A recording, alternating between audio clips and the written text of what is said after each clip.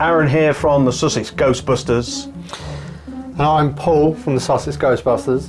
And we are here today with the Haslab Proton Pack, the Spengler Proton Pack with the Spengler Neutrona wand. Many of you have seen this before. It's been out for quite a while, and all we're doing now is giving you a retrospective of it, looking back on it. Now that it's been out for a while, we've been using it for a while, we're used to it, we know the certain things about it. So we're just looking back on how it is and how it performs, if anything's broken, anything's gone wrong, and things like that.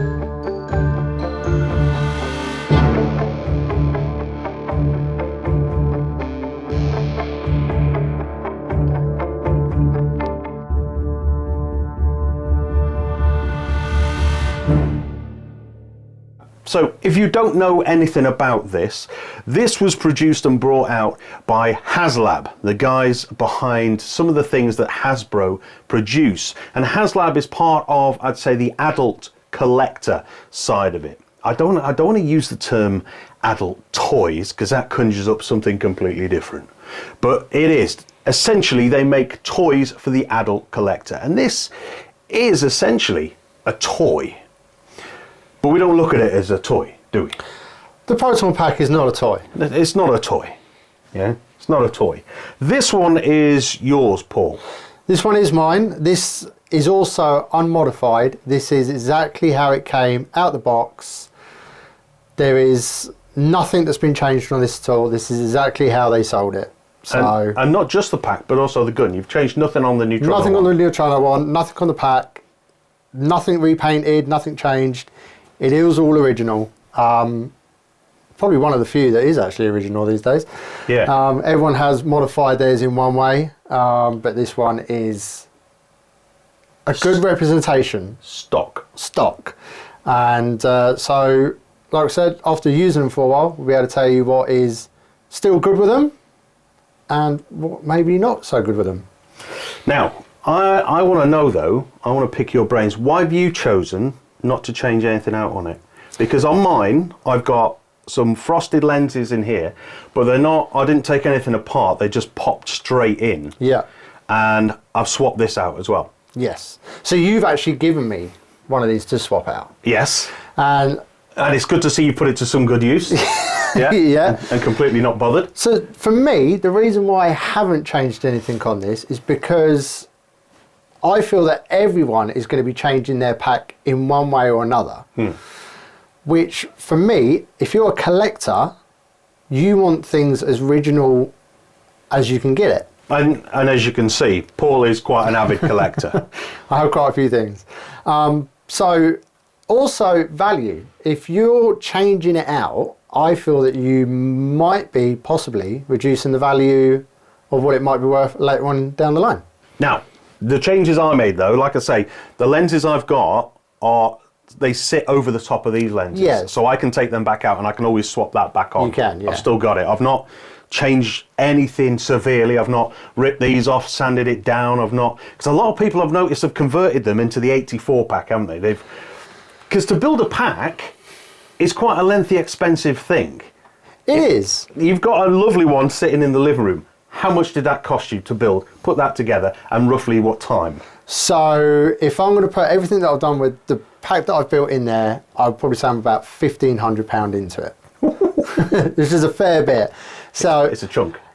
So also for me, the reason why I try and keep things as original as I can, because if I do start modifying, I don't really stop.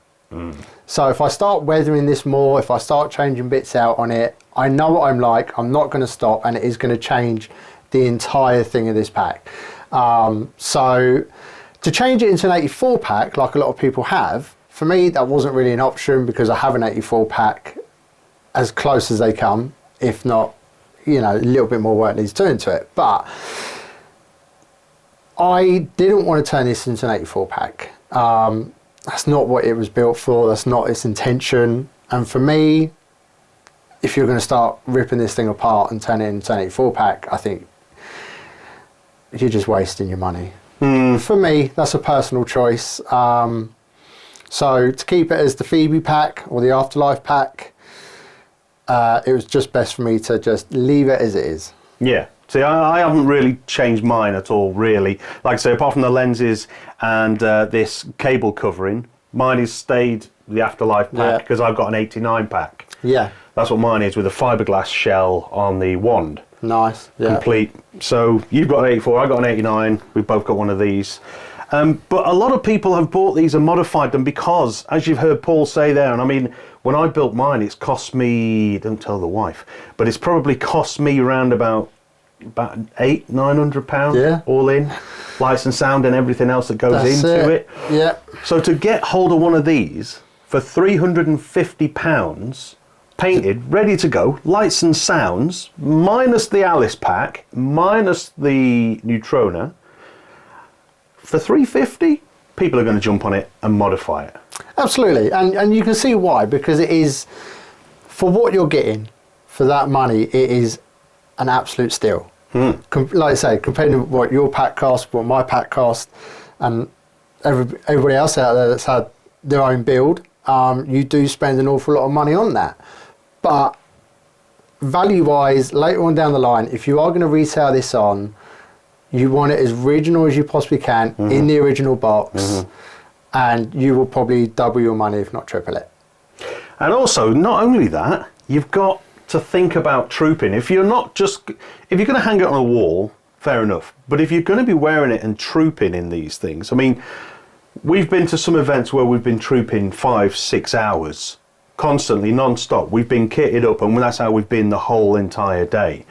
Now, with my pack, I know it's got a bit of heft to it, my 89 pack, and I know your 84 pack is quite heavy. It has got some weight to it.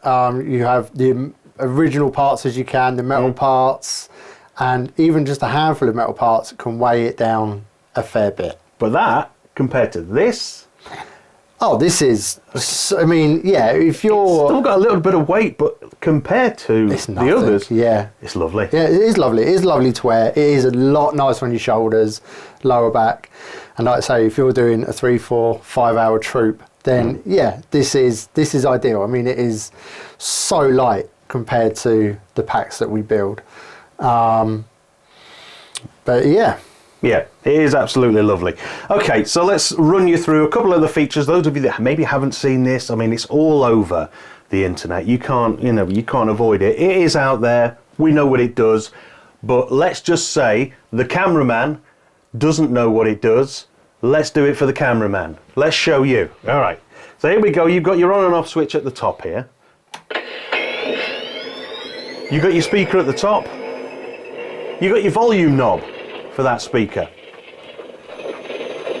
You can also control the pack from the gun. So if we just turn this gun on, you do the gun. So you have the 3 switches, top one, sounds, and lights. So the gun itself now is being powered by the pack, because there is a connector inside the handle which runs down into the pack here, so you don't need to have batteries in your gun, which is fantastic. Flip side of that, will it run the batteries down quicker in the pack? Who knows? It could do, because it's got to power more things. Do you want to shut down the gun and we'll see it turn off the pack?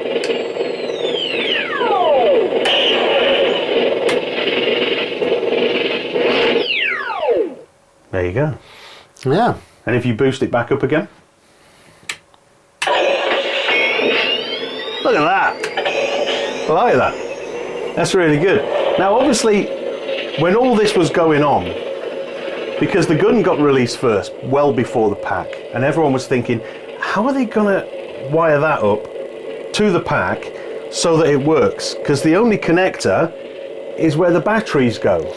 How can you make that talk to this in order for it to shut down? And everyone was thinking, oh, we're going to have to modify it, we're going to have to come up with all sorts. Well, that's it, wasn't it? Because they were never going to build the pack. No. They built the gun or the thrower first, and then they built the pack afterwards. So it was an afterthought, really, on how they were going to do that. Yeah. So, but it turns out the circuit board that they've got inside talks to the gun. The gun draws a certain amount of power from the battery pack, and as soon as that circuit board picks up that draw of power, that's when it knows to kick into life. It's same as like on, I think it's on the wand. When the wand comes out or goes back in, there you go. So it kicked in. It did nothing. All it did was play sound from the gun, but it knew to turn itself on. And if you do, there you go. It's that slight draw of power. It knows to power up the pack. It's quite clever, that, isn't it? It is. Very clever. And also the other feature that I really like about that, like say talking about power and recognizing, is the actually ribbon cable. Finally thought of it, the ribbon cable, because if you fire it all up and you disconnect it,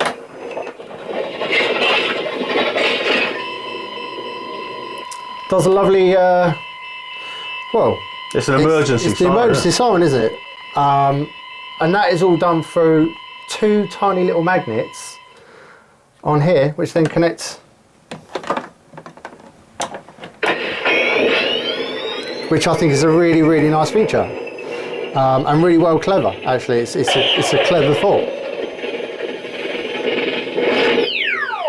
So that's the Afterlife features. So you can remove the bumper by undoing this. What's that part called? That is the not the bumper rail. It's the shock mount. Shock mount. Let's take off the shock mount. Now, do we need to tighten that up first and then take that off? There we go. This could be one of the down features. Yeah, this is something I have noticed. There we go. There we go. That sometimes inside, when you're unscrewing it, this nut, if it's not tight enough, will turn along with the shock mount, and then it's stuck and you can't get it off. So you've got to then re-screw it up, make sure it's nice and tight, and then undo it again. The detail inside this is lovely. Well, I think this was our first time ever seeing the inside Of a pack. of a pack, or at least the cyclotron, Yeah. which they have put a lot of thought into. Now, I've seen these modified as well, Yes. cut out, lights added to them. They look really, really nice when they're done, and also people have modified with inside of here, haven't they? Mm-hmm. If you can. Yeah, pop that. There we go, pop that. So yeah, it was our first look at seeing what the cyclotron looks like inside of a proton pack. Now inside, we've got a couple of switches in there. One of them switches it from Afterlife to the 84 pack, and one of them turns on a vibration. Oh, what's that one? Is that? I think that's the vibration. Is that the vibration? Let's have a look. So. All right, let's pop that. Just pop it on. As it's also known now as the cow. The cow, because it moves. The moo. All right. Should we try that? The moo. The moo. Don't know if you can hear that through the mic. But let's turn down the speaker. There we go.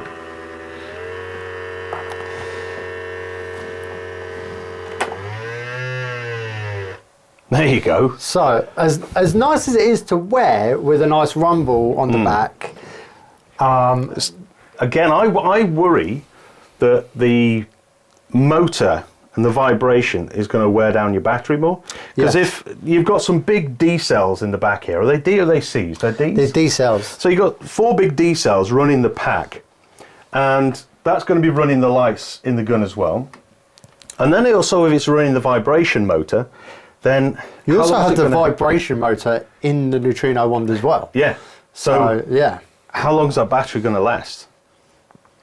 So I don't use mine. No, I don't use it. I don't. To be honest, I don't like the sound of it. No. I don't know if.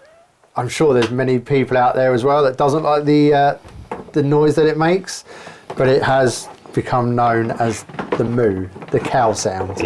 Of the pack. So I don't run it. I'm not a fan of it. Just want to pop that on there just so that we can hear the Spengler Afterlife sound. Here we go. Let's just turn that up. Oh no, we're on 84, sorry. Yeah. So that's the 84. It changes the lights, goes around a lot slower. And the pack does have some Easter eggs built into it as well, doesn't it? It does. I think the longer, no, sorry, when you disconnect the ribbon cable. The ribbon cable, thank you, as I keep forgetting it. The more time you disconnect that, you will get the Slimer sound, and you will get the mini puff sound as well. Do I disconnect it now? Just. And now you have the containment unit. I love that. Yeah, it's brilliant.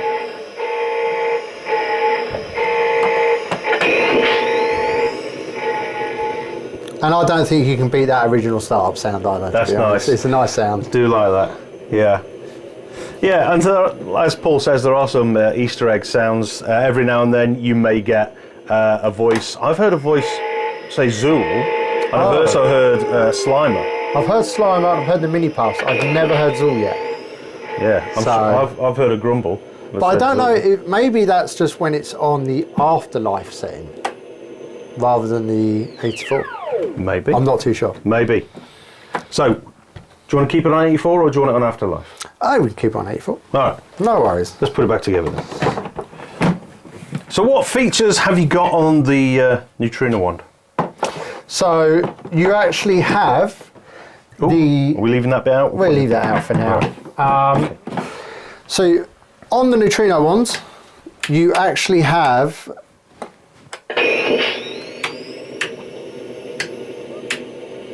there we go.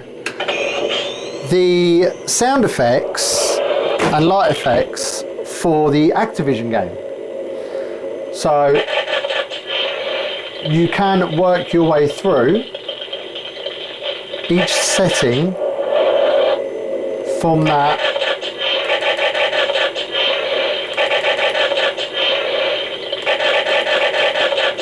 Which one are you looking for? The slime. I'm a big fan of the slime one. The slime? Oh no. Okay, so you want... Pulsing. So that's original. That's original. Next one is slime. There you go. There you go. So I really like how they've done the end of this thrower. The LEDs. The LEDs. I think it's a nice feature. I think that is actually my favourite feature out of the entire thrower. Yeah, do like that. Yeah, it's nice how they've done that. But yeah. Now, there are a few pointers and a few bits and bobs that I don't like. I don't want to sound all negative, but there are a few bits that I'm not a fan of. Okay. I'm not a fan of how the gun shuts down after 30 seconds. Because when the gun shuts down after 30 seconds, the pack shuts down. Your pack shuts down. The pack has got a run time of, I think it's 5 minutes before it shuts down and then it saves the battery. The gun, 30 seconds. So you could walk around at a con without your gun on, just your pack, 5 minutes, and then it turns off, and then you've got to say to a friend, "Oh, you just put my pack back on for me," you know. Or if you're holding the gun, or if you've got it hanging off your belt, it's not too bad. You can just flick it back on yourself. But that's one bit I'm not a fan of. Yeah, I can understand that, and obviously there are mods out there now that allow the pack to run all day, and I think a lot of them are plug and play, really, aren't they? They're actually quite simple to set up. Some of them are, but I think majority of them involve you having to take the back off. Right. Yeah. Which I don't really want to get in there and start delving. Yeah, I don't think there's I've no got fat fingers. I'm going to end up breaking some wires or something. See, I'm quite comfortable with taking things apart and trying to... And I think when it comes to the electronic side of this, how they've done the front is really clever. Mm-hmm. But actually inside the guts of it, there's not an awful lot to it. No, there's not. Which also is quite surprising because there's a hell of a lot of electronics in the packs that we build and you build yourself. So, but again, like I said, I haven't dived into that. I've not modified this pack in any way. So, but if I was going to modify the pack, that is something that I would dive into to have the pack running all the time. I think that is the main bugbear for me. Just the amount of time that it's on before that turns itself off, and then this turns off, or just the amount of time that this turns off. I would like if there'd have been an option on it, like there is on a lot of other, I don't want to say toys, because it's a collectible, it's not a toy, but on some you have a switch on the bottom that says demo mode. Yes. Yeah? Yeah. And then you can flick it, and then it doesn't turn off after a few seconds. Yeah, you know? That's right. It's always on. I would have loved it if this pack had have had a switch on it somewhere where you could have flicked it from demo mode to always on. Yeah. Same with the gun. Little switch just on it to bypass that shut off timer chip that is in both of them, so that it was always on. And I think that is quite an annoying feature. The choice would have been then on the owner whether or not they want to run their batteries flat or have them save for them. I'd rather just run my batteries flat. I think I do, like I say, when we're out trooping or at cons or anything like that, you do end up turning your friend's pack on and off more than you do playing with your own. And then halfway through the day, you're like, your pack's not on. Yeah. I can't be bothered. You know, because I'll be forever turning it on. Yeah. And you end up trooping with it turned off. Yeah. You know? Yeah. And it's just such a shame because they have put a lot of thought into this pack. It's just like one little oversight. Yeah, they put a lot of detail into it and they've really gone the full hog with it. But yeah, it is a shame that they haven't had that feature on there yet. There is one other little thing that I didn't like so much, wasn't too keen on, and I thought was a little bit pointless. Okay. All right? Don't get me wrong, I'm a big Ghostbusters fan. I love the franchise, I've grown up with it, massive fan. Loving all this. But I'm not a fan of this at the side. When they said that they did the scan of the pack and they realised there was a little recess, a little area that isn't being used. Dead space. Little dead space. So, leave it as a dead space. It's not a house, is it? Do you know what I mean? It's not like, hang on, we could put a downstairs toilet in there. You've got some dead space. It doesn't matter. All your sandwiches, like they said. You're not going to fit a sandwich in there. You're lucky if you fit your car keys in it. Yeah? But, so there was a dead space. So what? Doesn't matter. If the original pack didn't have this little flappy bit, and it isn't, it isn't in Afterlife, why put it in? Why put it in? It's, to me, sorry, I would not have had it on there. Arron doesn't like it. I don't like it. He doesn't like it. I can see where they're coming from on that, because if you are into modifying and you do want to put your own little spin on it, it is quite useful. I mean, there's a bunch of places out there now you can get 3D printed parts to make it look more like some more internals and some more lights. I can see where you're coming from. Yeah. I think it's quite good, because if you want to modify and expand on it, then you have an option. If you really want to turn it into like a little bookshelf, a little miniature library in there, you can fit a mini puff in there, or something like for the borrowers to live in, then by all means, you can fit a mini puff in there. There you go. Now you got a mini puff inside. And now some kid could just wander around while you're not looking and nick your mini puff. Yeah. But yeah, I'm not. Yes, I'm not a fan. I'm not a fan of that little thing. But the rest of it, I absolutely adore. I love the fact that these parts here are real metal parts. They are nice. I take it.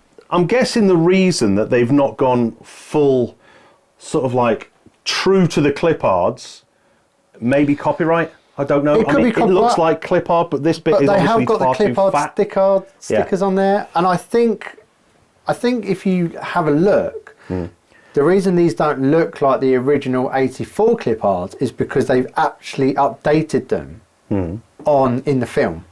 So they look that fat in the film? I could be wrong. I'm going to have to watch that again. Yeah. Good excuse to watch another Ghostbusters film. But I think what it is that they might have updated the clip arts on that pack. We shall have to see. I could be wrong. Now, obviously, Haslab are not selling these anymore. They did do a slight run a couple of weeks ago, didn't they? Just out of the blue. They did.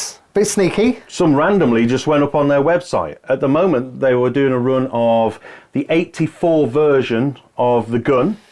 I know I keep calling it a gun. There's going to be people down in the comments keep saying, it's not a gun, stop calling it a gun. It's a neutrino wand. Yeah. Or the thrower. The thrower, I know.